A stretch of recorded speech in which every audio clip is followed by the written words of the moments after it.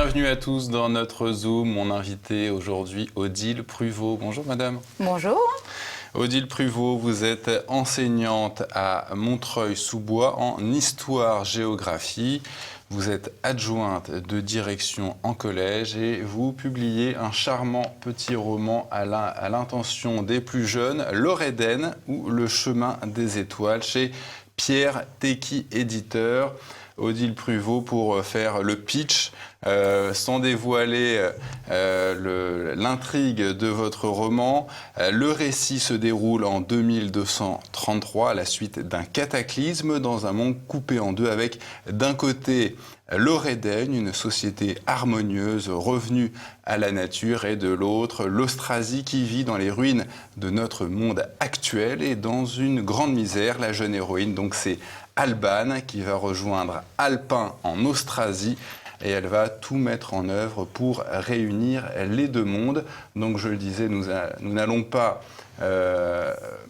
rentrer dans le récit, nous allons un petit peu plutôt parler des sujets que vous abordez. On va s'adresser aux adultes, aux parents, ou en tout cas peut-être aux jeunes qui sont en train de devenir des adultes, parce que votre roman pose des questions d'adultes. La première, dans de nombreux films et romans, Odile Pruvot, on constate que l'avenir, le futur en tout cas, est toujours vu comme catastrophique pour l'humanité. Comment est-ce que vous expliquez ça ? Il suffit d'ouvrir sa télé, sa radio, son journal, je ne sais pas, de regarder les informations pour se dire que tout ne va pas pour le mieux dans le meilleur des mondes, que voilà, la longue litanie des malheurs divers et variés qui s'abattent sur l'humanité font qu'on peut être un petit peu pessimiste parfois sur le futur. Voilà, et donc effectivement avoir des doutes sur voilà. Et donc je me suis pas mal aussi, j'ai beaucoup apprécié les romans dystopiques comme Labyrinthe, Hunger Games, Divergente. Voilà, je trouve qu'il y a un côté très réaliste dans ces ruines d'un monde qui a été au bout de ce qu'il pouvait donner. Alors on retrouve beaucoup les notions de partition, de réconciliation dans votre roman, à l'heure où on voit beaucoup aujourd'hui cette lutte des races en France ou aux États-Unis. Quel est le clivage qui aujourd'hui précéderait une réunification de l'humanité ? Difficile à dire. Moi, je dirais surtout qu'en fait, les hommes ont tendance à considérer que l'autre est comme eux dès lors qu'ils pensent de la même manière. Or, évidemment, il y a une telle variété de manières de penser que c'est difficile de s'entendre, et on a l'impression que chacun campe sur ses positions, sur ses idées, sans être vraiment capable d'écouter les autres, et que dès qu'un groupe se sent infériorisé ou non écouté ou minoritaire, à ce désir de se venger et ça crée des clivages. Et voilà, il faut être simplement capable d'accepter nos différences comme étant enrichissantes. Vous pensez que les gens ils regardent trop dans le passé, pas assez l'avenir ?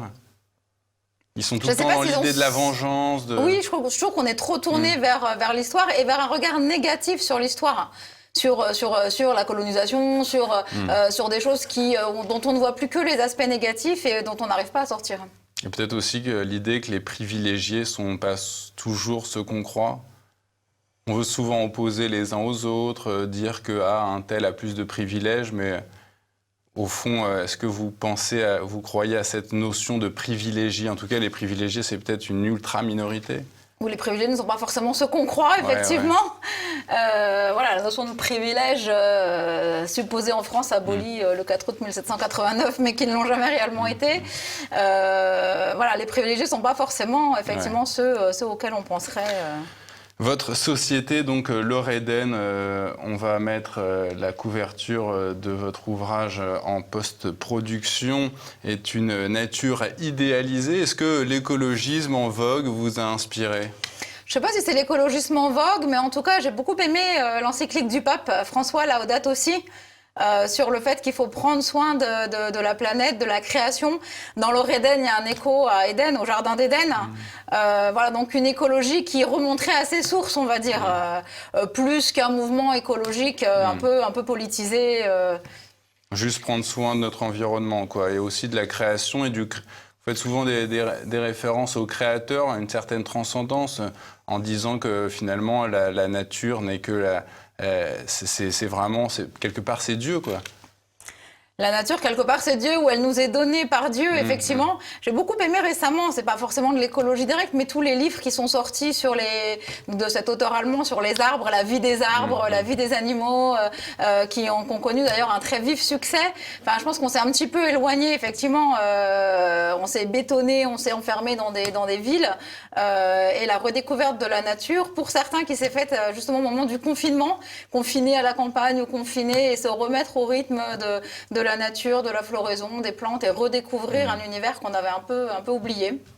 Alors, on voit ces habitants de l'Aureden, ils travaillent beaucoup, mais en même temps, ils peuvent aménager leur travail, ils peuvent s'octroyer des jours chômés un petit peu quand ils veulent. Est-ce que c'est une critique du salariat à travers ce roman ? Je ne sais pas si c'est une critique du salariat. Alors, il y a les gens qui ont la chance d'avoir le métier qu'ils aiment et du coup de pouvoir allier passion et salaire. Ceux qui ont plus un job alimentaire pour lesquels effectivement on peut se poser la question. Malgré tout, si vous parliez de transcendance et de création on a quand même dans la Genèse, tu gagneras ton pain à la sueur de ton front. Donc effectivement, il y a quelque chose dans le travail qui est de l'ordre de l'obligation et je pense que peut-être un jour on pourra s'en passer, mais un jour... Alors, ces Austrasiens, de l'autre côté, vivent dans les décombres de notre monde actuel. Vous les voyez, vous les décrivez, pilleurs, jouisseurs, rêvent d'un monde nouveau où l'homme ne doit sa vie qu'à lui-même. Est-ce que c'est votre vision de l'homme actuel ? De l'homme moderne? Un petit peu, oui.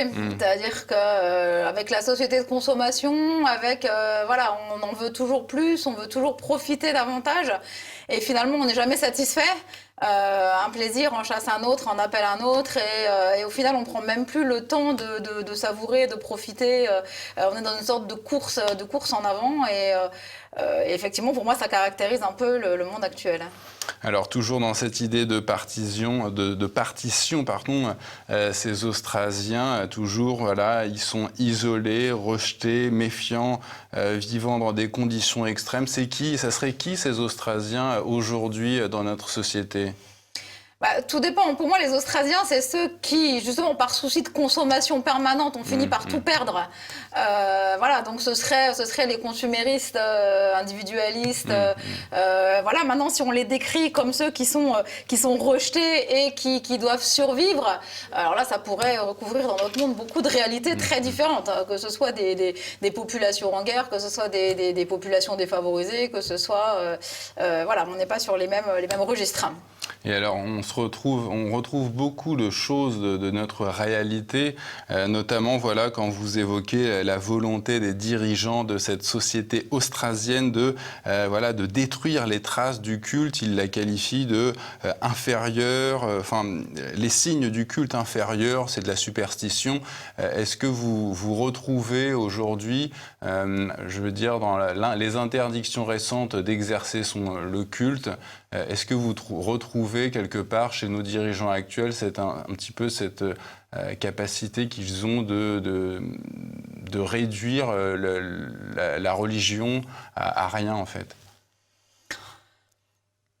Peut-être partiellement, la religion étant un peu vue comme l'opium du peuple, quoi. Quand on n'a pas les moyens de réfléchir, d'accéder à la connaissance, eh bien on se rattache à un Dieu qui pourrait nous faire du bien. Et effectivement, peut-être que certains des dirigeants de notre pays, de notre monde, ont un petit peu cette vision de la religion. Maintenant, les interdictions récentes du culte étaient davantage liées à des situations matérielles, mais on aurait pu justement se dire à l'inverse, qu'on aurait pu faire sonner les cloches, comme à certaines époques, des processions, des célébrations et non pas tout se refermer, tout interdire, tout arrêter et renvoyer les gens chez eux. Alors, vous avez écrit évidemment cet ouvrage avant le confinement et même, je suppose, avant l'arrivée du Covid-19. Et vous faites référence au monde ancien, donc c'est assez prémonitoire. Est-ce que justement, maintenant que le confinement est terminé, il y a beaucoup dans les publicités de références au monde nouveau? Vous y croyez, ça, un monde nouveau, un monde meilleur ? J'aimerais y croire, je ne suis pas complètement convaincue. En fait, pendant le confinement, on entendait beaucoup les gens dire il faut qu'il y ait un avant et un après, il faut qu'après tout redémarre pas comme avant, il faut qu'on en tire les conclusions, il faut qu'on en les tire les enseignements, il faut que les choses changent. Et en fait, on est un mois, quelques semaines après, et on a l'impression que tout redémarre comme avant. Je le dis même pour moi personnellement, hein, on se dit il va falloir prendre le temps de ceci, de cela, et puis on se remet à courir, à tout faire comme on avait toujours fait. Et donc, je ne suis pas tellement sûre qu'on en ait vraiment tiré les enseignements.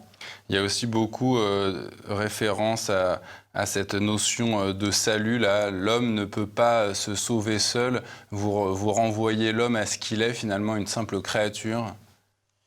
Une créature qui est faite pour être divinisée. L'homme s'est fait... Dieu s'est fait homme pour que l'homme soit fait Dieu, disait saint Augustin. Voilà, donc on est appelé à quelque chose de beaucoup plus grand, de beaucoup plus haut. Mais effectivement, pour moi, ce salut, il vient aussi de quelque chose de plus grand qui nous dépasse et de Dieu qui a voulu faire alliance avec l'homme. Et c'est dans cette alliance qu'on pourra être sauvé. Écoutez, Odile Pruvot, merci d'être venue sur notre plateau pour la présentation de ce charmant petit roman. Je ne le montrerai pas à la caméra parce qu'il y a du vert et comme derrière notre fond d'écran est vert, ça va disparaître. Mais en tout cas, les téléspectateurs l'auront vu à la post-production. C'est chez Pierre Tecky, éditeur, L'Oréden ou Le Chemin des Étoiles. Un livre qui s'adresse aux collégiens, mais pas que, pourquoi pas. Moi, c'est un livre qui m'a bien plu, que j'ai lu en entier. Merci Odile Pruvot merci à vous d'être venue chez TV Liberté.